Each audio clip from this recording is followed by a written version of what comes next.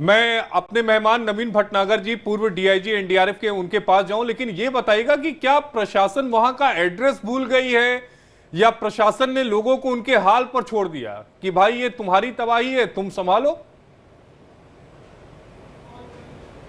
देखिए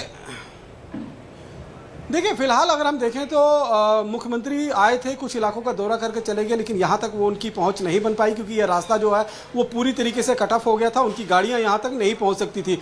deputy CM भी लगातार दौरा कर रहे हैं लेकिन वो भी यहाँ तक नहीं पहुँच पाए। सिर्फ यहाँ के जो लोकल विधायक हैं वो यहाँ तक पहुँचे थे और उसके बाद यहाँ पर अगर आप देखेंगे तो जिन लोगों से भी हमने बातचीत किया वो लोग सिर्फ परेशानी ही अपनी बता पा रहे हैं क्योंकि अभी तक प्रशासन एडमिनिस्ट्रेशन की तरफ से कोई यहाँ पर जायजा लेने के लिए नहीं आया है कि कितना नुकसान हुआ है, कितना यहाँ पर मुआवजा देना होगा, क्या कुछ यहाँ पर लिस्ट तैयार करनी होगी, लोगों के घर के अंदर क्या क्या सामान था जो पानी ने पूरी तरीके से निगल लिया है। तो वो अभी तस्वीरें जो हैं यहाँ पर आप समझ सकते हैं कि देखने को नहीं मिली हैं कि प्रशासन के लोग यहाँ पर पहुंचे हों और किसी तरीके की मदद की हो। यहाँ पर जो मदद है वो लोग एक दूसरे की ही कर रहे हैं। हाँ, ये जरूर है कि जेसीबी की एक मशीन जरूर लगी है, जो रास्ता बंद हो गया था उस रास्ता को खोलने के लिए जो है वो जेसीबी की मशीन लगी है। तमाम इलाके अगर आप गाड़ीगढ़ का देख लें। रमन, आप हमारे साथ बने रहिए। हमारे साथ पूर्व डीआईजी एनडीआरएफ से नवीन जी भी जुड़ चुके हैं। नवीन जी, ये तस्वीरें आपके सामने है, क्या कहना चाहेंगे?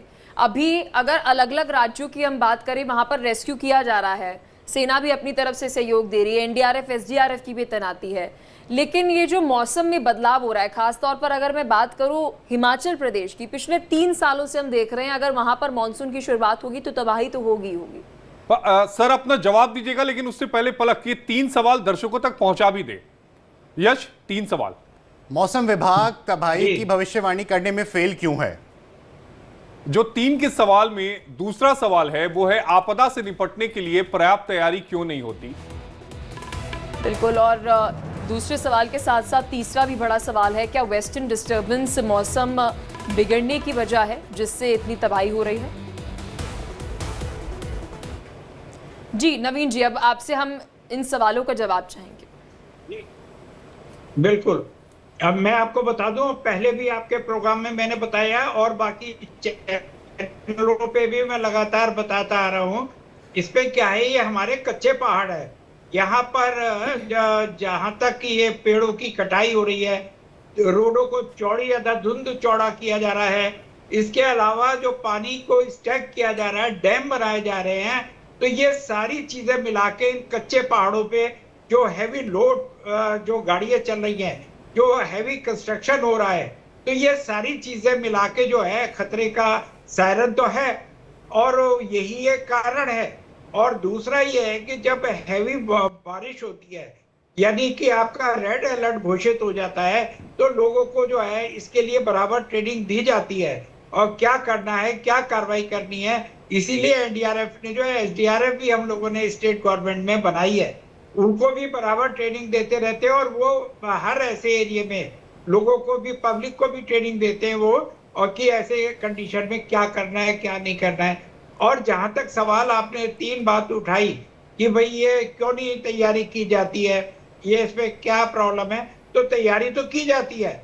अब प्रॉब्लम यह है कि एकदम बादल फट गया जिसको हम लोग प्रोजेक्ट नहीं कर सकते, लेकिन डेंजर जब लेकिन इसमें ये चीज देखने वाली है नवीन भटनागर जी, आपने बोला, आपने बिल्कुल सही बोला, मैं आपकी बात से अग्री करता हूं, देश अग्री करेगा कि तैयारी करी जाती है, लेकिन तैयारी करने के बावजूद बादल फट गया, बिल्कुल एक एक्सेप्शनल केस है, लेकिन तैयारी करने के बावजूद भी जब इतने लोग अपनी जान उन खो देते हैं, उनकी इतनी मौतें होती हैं, हमने हिमाचल प्रदेश देखा, हमने जम्मू कश्मीर देखा, हम पंजाब देख रहे हैं, हम दक्षिण भारत भी देख रहे हैं, उत्तरी भारत भी देख रहे हैं, तो इतनी तैयारी रेस्क्यू ऑपरेशन की क्यों नहीं करी जाती? कि ठीक है रेस्क्यू हो रहे हैं, लेकिन क्या वो लेट हो रहे हैं? रेस्क्यू जिस समय होने चाहिए थे वो उस समय पे नहीं हो पा रहे। हम तो बराबर तैयारी करवा रहे हैं, लोगों को जागरूक कर रहे हैं, टाइमली उनको इन्फॉर्म भी कर रहे हैं, लेकिन कुछ दुर्घटनाएं ऐसी हो जाती हैं जिसके अंदर आप क्या कोई भी प्रेडिक्ट नहीं कर सकता। ऐसी कंडीशन में ऐसा हो जाता है। बाकी तैयारी है, ऐसी बात ही कि नहीं है। सारे स्टेट गवर्नमेंट का अमला लगता है, हमारे यहाँ से लगता है, और अभी मैंने देखा कि लोग बता रहे हैं कि वहां तक आपका रेस्क्यू आइटम्स नहीं पहुंचे, जो लोगों का फूड आइटम्स है, मकानों का जो आंकलन है, ये सारा तो ये थोड़ा होगा। नवीन ऐसा भटनागर मौसम जी, ठीक जो हो जाए। तस्वीरें आई पहाड़ों से, खासकर हिमाचल, उत्तराखंड और जम्मू कश्मीर से, उन तस्वीरों में एक खास बात थी। खास बात यह थी कि ज्यादातर वो मकान, रिसोर्ट, होटल गिरे जो बिल्कुल नदी के किनारे थे। एक नया चलन हमारे मुल्क में शुरू हुआ है कि हमें रिवर साइड व्यू चाहिए, हमें रिवर साइड रिसोर्ट चाहिए, जिसकी वजह से वहां पर निर्माण कार्य तेजी से हुआ है।